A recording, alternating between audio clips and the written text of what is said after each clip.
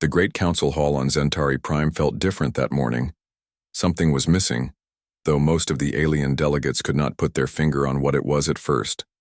The massive crystal dome above them caught the light from 3 suns, sending rainbow patterns across the polished floor where representatives from 12 different species gathered for their weekly meeting. Ambassador Kyle Martinez's chair sat empty. The human delegation section, usually buzzing with quiet activity as Kyle and his team prepared their notes and data tablets, was completely vacant. Not even a single aide or translator occupied the sleek metal seats that Earth had installed 3 years ago. Prime Counselor Vexth of the Krenari Empire tapped his clawed fingers against the speaking podium. His red eyes scanned the assembly hall once more, hoping to spot the familiar brown-haired human walking through the entrance. Kyle was never late. In 5 years of service, the human ambassador had missed exactly 0 meetings. Perhaps the humans are dealing with some internal matter, suggested Counselor Thren from the Zaltharan Trade Federation. Her blue-scaled face showed concern as she adjusted her translator device. Should we begin without them? Vexth nodded slowly, though uncertainty flickered in his expression. The Krenari were known for their strict schedules and formal procedures. Starting a council session without all members present felt wrong to him. The meeting proceeded, but every delegate kept glancing toward the empty human section. When they reached the trade negotiations portion of the agenda, an awkward silence fell over the room. The humans usually handled most of the complex trade disputes between species. Kyle had a strange talent for finding solutions that satisfied everyone involved. "Who will mediate the thermic Voidwalker shipping disagreement?" asked Secretary Zephal, his tentacles waving nervously above his data console. No one volunteered. The other species looked at each other with growing unease. Without the humans, even simple trade discussions became complicated. After the meeting ended, Vexth immediately tried to contact the human embassy. The communication device chirped once, then displayed a message that made his heart skip several beats. All diplomatic communications are currently suspended while Earth reassesses its galactic relationships. This is an automated response. Vexth stared at the screen for several minutes. He read the message 3 times to make sure he understood it correctly. Then he tried calling again. The same message appeared. Within hours, word spread throughout the galactic capital. Every species delegation tried contacting their human counterparts. The results were identical. Every call, every message, every request received the same cold, automated response. Captain Zorthak, of the Krolix Mining Consortium, stood in his ship's communication room, holding a data pad with growing frustration. He had been trying to reach human engineer Peter Collins for 2 days. Peter's team had been helping the Krolix improve their deep space mining operations. Without human advice, their latest excavation project was falling behind schedule. "The humans have gone completely silent," he reported to his superior. "All of their industrial consultants, their trade representatives, even their research scientists. Nothing." The news reached Dr. Yith-Ara of the Menderai Confederation at her research laboratory. She had been working closely with human scientists on a project to develop better food production methods for desert worlds. Her latest message to Dr. Carl Johnson had bounced back with the same automated response everyone else was receiving. "This makes no sense," she told her assistant, a young Menderai named Kothiel. "The humans were excited about our progress. Carl sent me new data just last week. Why would they suddenly stop all contact?" Similar scenes played out across the galaxy. Human traders stopped answering calls from their alien business partners. Human peacekeepers withdrew from active missions without explanation.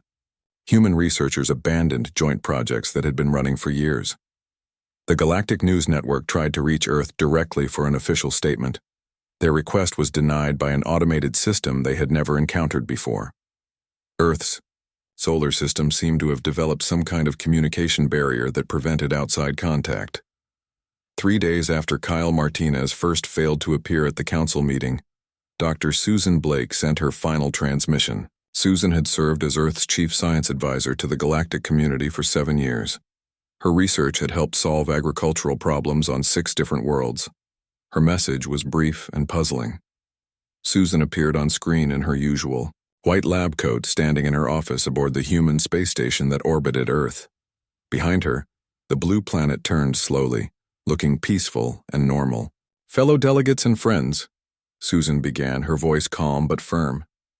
"Humanity has decided to focus inward for the foreseeable future. We will no longer be participating in galactic political affairs, trade negotiations, or joint research projects. This decision is final and non-negotiable." She paused, looking directly into the camera with an expression that seemed both sad and determined. "We appreciate the relationships we have built over the past decades. However, Earth needs time to reassess our place in this galaxy and determine our future path. Please do not attempt further contact. We will reach out when and if we choose to resume diplomatic relations." The transmission ended there. No explanation, no reasoning, no timeline for when humans might return. Just silence. Within 24 hours, every major news outlet in the galaxy was reporting the same shocking story. Humanity, one of the most active and helpful species in the galactic community, had completely cut off all contact with the outside universe. The galaxy suddenly felt much larger and more uncertain than it had just a week before. 6 months had passed since the humans went silent, and the galaxy was falling apart. The first shots were fired in the Kepler border system between the Thermic Republics and the Voidwalker Alliance. What had started as a mining dispute over 3 small asteroids had grown into something much worse. Without human mediator Frank Murphy to find a peaceful solution, both sides had gathered their battle fleets and decided to settle the matter with weapons. Admiral Krevtos, of the Thermic Navy, stood on the bridge of his flagship, watching enemy ships move into attack formation. His species believed in direct action and honorable combat, but even he felt worried about this battle. The Voidwalkers had brought twice as many ships as expected. "Admiral, incoming transmission from the Galactic Peacekeeping Forces," reported. His communications officer, General Zarkoth, appeared on the main screen, his massive form filling the display. "Admiral Krevtos, you must stop this attack immediately. We can arrange negotiations to solve this dispute peacefully." Admiral Krevtos shook his head firmly. "The time for talking has passed, General. The Voidwalkers have stolen from our miners. For the last time, we will take back what belongs to us." The transmission ended, and moments later, energy weapons began firing between the two fleets. The battle lasted 6 hours and resulted in 17 destroyed ships and hundreds of casualties. Neither side achieved a clear victory, but both declared that they had won. News of the battle spread quickly throughout the galaxy. For the first time in 30 years, 2 major species were shooting at each other instead of talking. Worse, similar conflicts were breaking out in other regions. The Christine Hegemony and the Ferris Coalition began fighting over trade routes in the Outer Spiral. The Aquatic Confederacy declared war on the Desert Kings after a failed negotiation over water rights on shared planets. 3 different species claimed ownership of the same star system when their diplomatic talks collapsed without human assistance. Prime Counselor Vexeth called an emergency session of the Galactic Council, but half the delegates failed to attend. Those who did come spent most of the time arguing with each other instead of looking for solutions. "This is madness," declared Counselor Thren of the Zalthiran Trade Federation. "We are destroying everything we have built over the past century." "The humans abandoned us," replied Ambassador Zethkun of the Krolix Consortium bitterly. "They left us to handle problems that they knew we could not solve alone." Economic Advisor Rexhall stood up from his seat, his tentacles waving in distress. "The trade networks are collapsing faster than we can repair them. 3 major shipping companies have gone out of business this month. Food shortages are beginning on 12 different worlds. The numbers were frightening. Without human traders to facilitate complex agreements between different species, the galactic economy was breaking down. Captain Jake Sanders and his team had managed trade relationships that involved dozens of different currencies, legal systems, and cultural requirements. Other species had tried to take over these responsibilities, but they lacked the human ability to understand and work with so many different ways of thinking. Shipping routes that had operated smoothly for years were now scenes of constant disputes. The Mechanical Union refused to transport goods for the biological collective, because of an argument over cargo inspection procedures. The Peaceful Farmers Alliance could not get their food products to market because 3 different shipping companies were fighting over delivery contracts. On the research world of Yth Prime, Dr. Yathara watched her life's work fall apart. The AIM, Great Unified Theory Project, which had promised to revolutionize galactic science, had stopped making progress completely. The project had involved scientists from 15 different species, all working together to understand the fundamental laws of the universe. Human researchers like Dr. Carl Johnson and Dr. Maria Gonzalez had not just contributed data to the project, they had provided ways of thinking about problems that other species could not achieve on their own. While alien scientists were very good at logical analysis and careful observation, humans had a talent for making creative leaps and seeing connections that others missed. The quantum resonance calculations are not working, reported Dr. Kothel, studying data on his computer screen. Without the human theoretical framework, we cannot make sense of the experimental results. Dr. Yathara nodded sadly. The humans were not just team members. They were the spark that made our research possible. Their unusual way of approaching problems helped all of us think differently. The same situation was occurring in laboratories throughout the galaxy. Medical research had slowed to a crawl without human doctors who could think of new treatment approaches. Engineering projects were failing because human designers had provided innovative solutions that other species could not replicate. Even art and entertainment were suffering because human creativity had influenced and inspired artists from many different worlds. The Ythrani Collective, known throughout the galaxy for their logical thinking and computational abilities, faced their worst crisis in 1,000 years. Their computer networks, which had been upgraded with programming techniques learned from human programmer Lisa Torres, were failing in ways that their logical minds could not understand or fix. Technician Prime Ythaldor stood in the central processing chamber, watching error messages scroll across dozens of screens. The cascade failures are spreading faster than we can contain them, he reported to his supervisors. The human programming methods included elements that we cannot replicate. Lisa Torres had taught the Ythrani to use what she called intuitive programming, writing code that seemed random and inefficient but somehow produced better results than their carefully planned logical approaches. Now that Lisa was gone, the Ythrani could not maintain or repair the systems she had helped them build. Perhaps we should return to our original programming methods, suggested technician Ythkevin. Ythaldor shook his head. Our old systems were 40% less efficient. We cannot run our civilization on obsolete technology. The crisis was spreading to every level of galactic society. Colonies that had been established with human help were struggling to maintain their infrastructure. Space stations designed using human engineering principles were experiencing system failures that local technicians could not fix. Even simple trade negotiations were failing because species had grown accustomed to human mediators who could bridge the gaps between different cultures and ways of thinking. As reports of new conflicts and failures arrived daily, one fact became clear to everyone in the galaxy. Humans had not just been participants in galactic civilization. They had been essential to making it work. Their unique combination of creativity, problem-solving ability, and talent for understanding different perspectives had held together a complex society of many different species.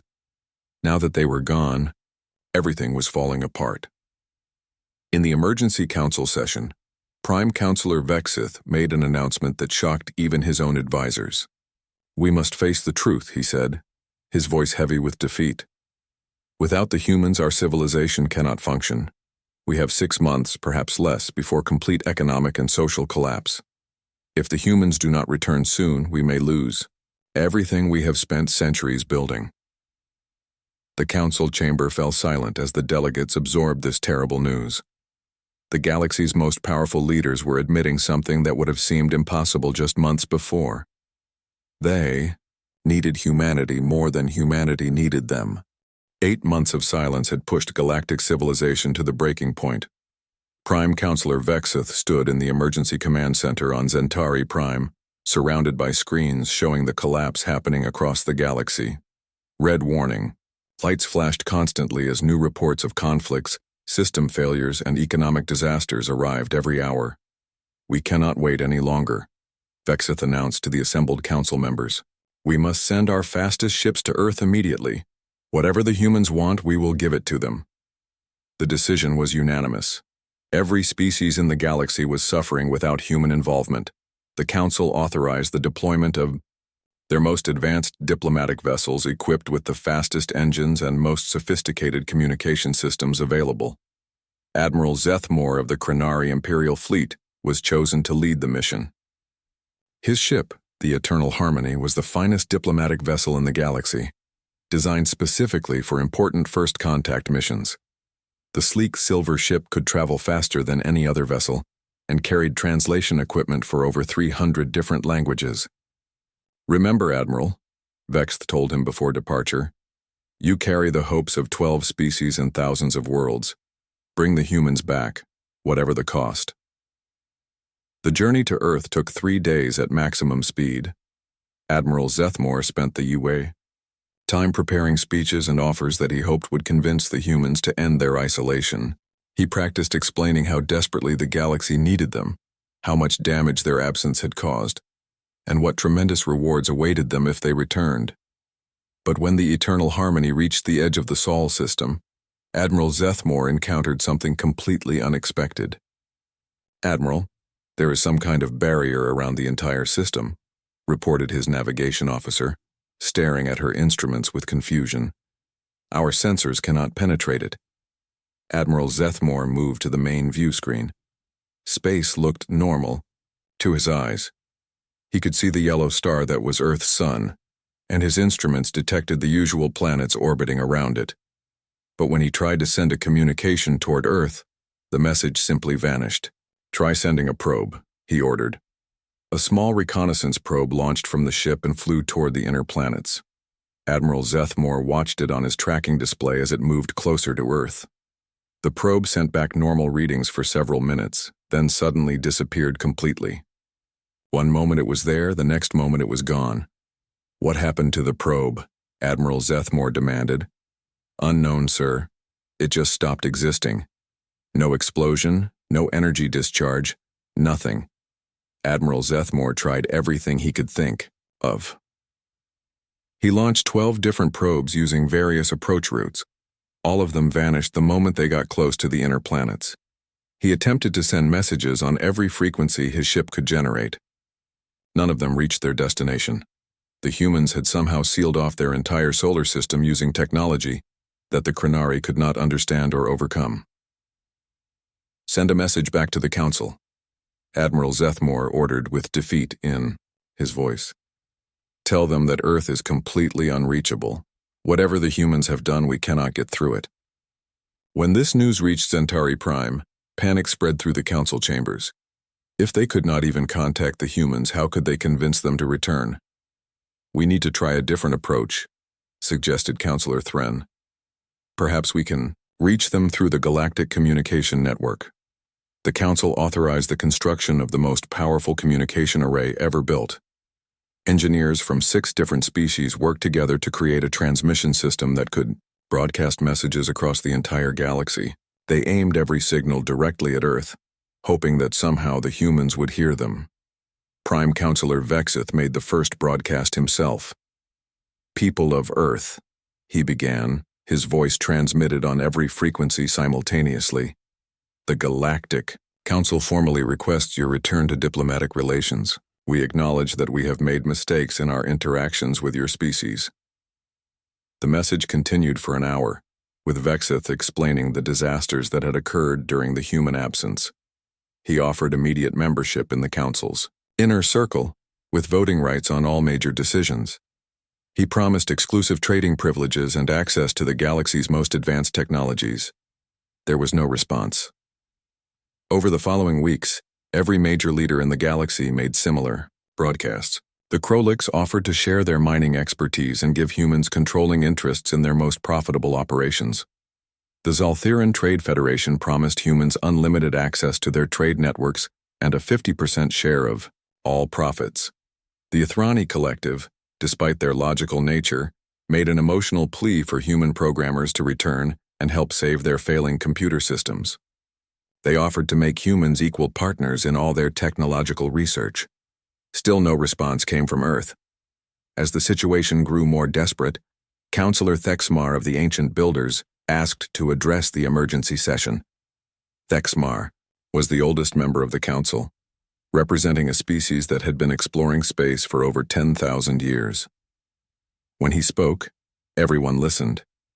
"My fellow council members," Thexmar began, his ancient voice carrying the weight of centuries, "I must share information that has been classified for many years. The humans are not simply another species in our galactic community. They serve a function that no other known species can fulfill." The council chamber fell completely silent. Even the background noise of computer systems seemed to quiet down. "In 10,000 years of exploration, we have encountered hundreds of different intelligent species," Thexmar continued. "Each species has particular strengths. The Krenari are excellent organizers. The Ythrani are brilliant logicians. The Krolix are master miners. But only humans possess what our scientists call lateral thinking capability." He paused to let this information sink in before continuing. "Humans can make mental connections that other species cannot see. They find solutions that pure logic cannot reach. They serve as a bridge between different ways of thinking. Without this capability, galactic civilization becomes rigid and eventually breaks down." Counselor Thren raised one of her scaled hands. "Are you saying that humans are necessary for our civilization to function?" "I am saying that humans prevent stagnation," Thexmar replied. "They introduce change and innovation that keeps our society growing and adapting. Without them, we become trapped in old patterns and cannot solve new problems." As if to prove his point, reports arrived during the session about new disasters occurring across the galaxy. The Mechanical Union and Biological Collective had begun shooting at each other over a trade dispute that should have been simple to resolve. 2 research stations had been abandoned because their equipment failures could not be fixed without human engineering knowledge. "How long do we have?" asked Prime Counselor Vexith. Thexmar consulted data on his personal tablet. "Our analysis suggests complete societal collapse within 2 months if current trends continue. Without human innovation and problem solving, we cannot maintain the complexity of modern galactic civilization." The council members looked at each other with growing fear. They had sent their best ships, offered their greatest treasures, and broadcast their most desperate pleas. Nothing had worked. Earth remained silent and unreachable. "Then we wait," Vexith said finally. "We hope that the humans will eventually choose to contact us, because without them, everything we have built will be lost." 1 year and 3 days after Ambassador Kyle Martinez had last sat in the council chambers, something changed in the space around Zentari Prime. Captain Velthara of the Zentari Defense Fleet was the first to notice it. She was conducting a routine patrol around the capital world when her sensors detected an unusual energy signature approaching from the outer system. "Unknown vessel detected," her scanner operator reported. "The design is not in our database." Captain Velthara studied the readings on her main screen.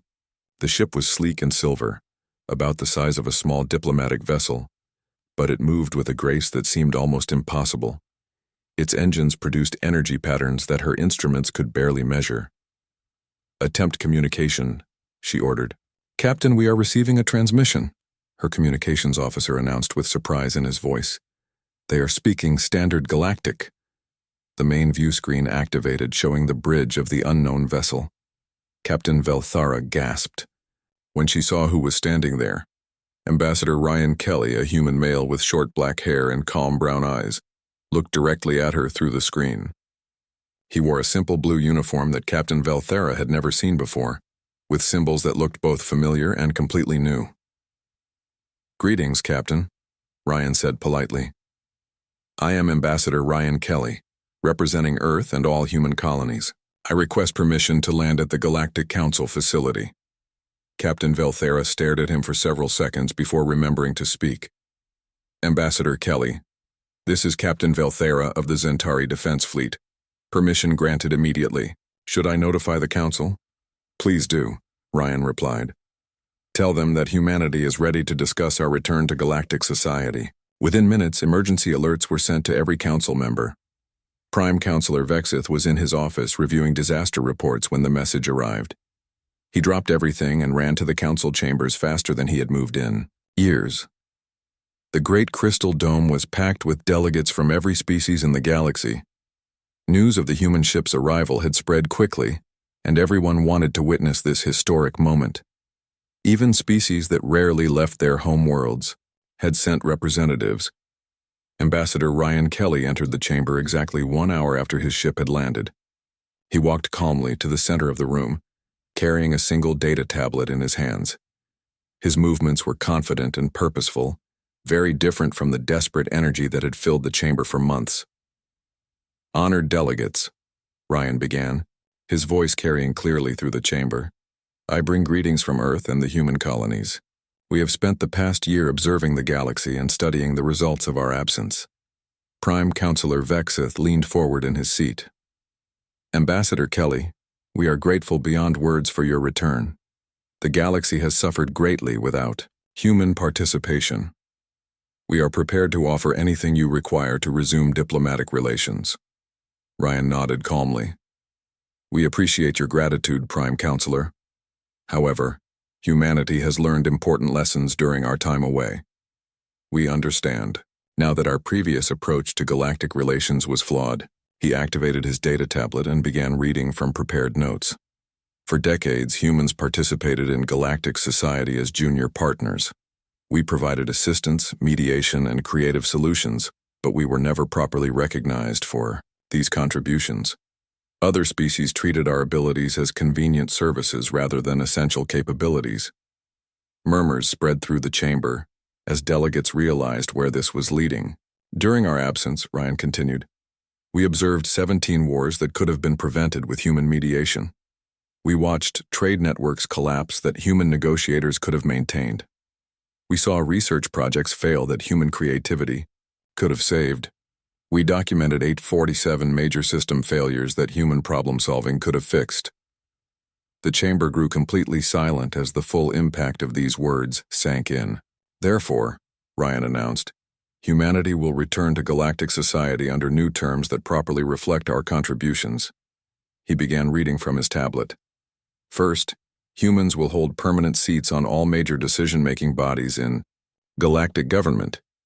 No important policy can be implemented without human input." Prime Counselor Vexith nodded immediately. "Agreed. Second, all peacekeeping operations must include human mediators with full authority to negotiate settlements. No military action can be taken without attempting human-led diplomatic solutions first." General Zarkoth stood up from his seat. "The galactic peacekeeping forces accept this condition gladly. Third, human researchers and engineers will have equal partnership status in all major scientific and technological projects. Our creative approaches must be protected and valued, not simply used and forgotten." Dr. Yathara practically jumped out of her chair.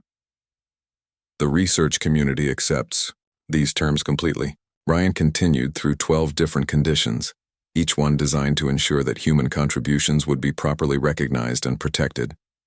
The aliens agreed to every single demand without hesitation. "Finally," Ryan said, "humanity requires formal acknowledgement that our unique cognitive abilities serve an essential function in galactic civilization. We are not simply another species. We are a necessary component that prevents stagnation and enables continued growth." Counselor Thexmar of the Ancient Builders stood up slowly. "The Ancient Builders have always known this truth. We formally acknowledge that humans possess irreplaceable lateral thinking capabilities that are essential for galactic civilization to function." One by one, every species in the chamber made the same acknowledgement. The proud Krenari, the logical, Ithrani, the methodical Krolix, and all the others formally recognized humanity's unique and essential role. "With these terms accepted," Ryan announced, "humanity will resume full participation in galactic society." The chamber erupted in celebration. Delegates cheered, applauded, and made joyful noises in dozens of different languages. For the first time in over a year, there was hope that the galaxy could be saved. Over the following weeks, human ships began arriving at ports throughout the galaxy. Dr. Susan Blake returned to her research station with expanded funding and authority. Captain Jake Sanders resumed his trading operations with new privileges and protections. Frank Murphy arrived at the Thermic Voidwalker conflict zone and had both sides negotiating peacefully within 3 days. The galaxy began to heal. Failed systems were repaired, broken trade networks were rebuilt, and stalled research projects resumed with renewed energy. But now everything operated under a new understanding. Humanity was not just another member of galactic civilization. They were the spark that made it all possible. Their creativity, problem-solving abilities, and unique ways of thinking were not convenient services to be used when needed. They were essential capabilities that kept the galaxy functioning and growing. The Year of Silence had taught everyone an important lesson. The galaxy needed humanity much more than humanity needed the galaxy. And now, finally, this truth was officially recognized by all.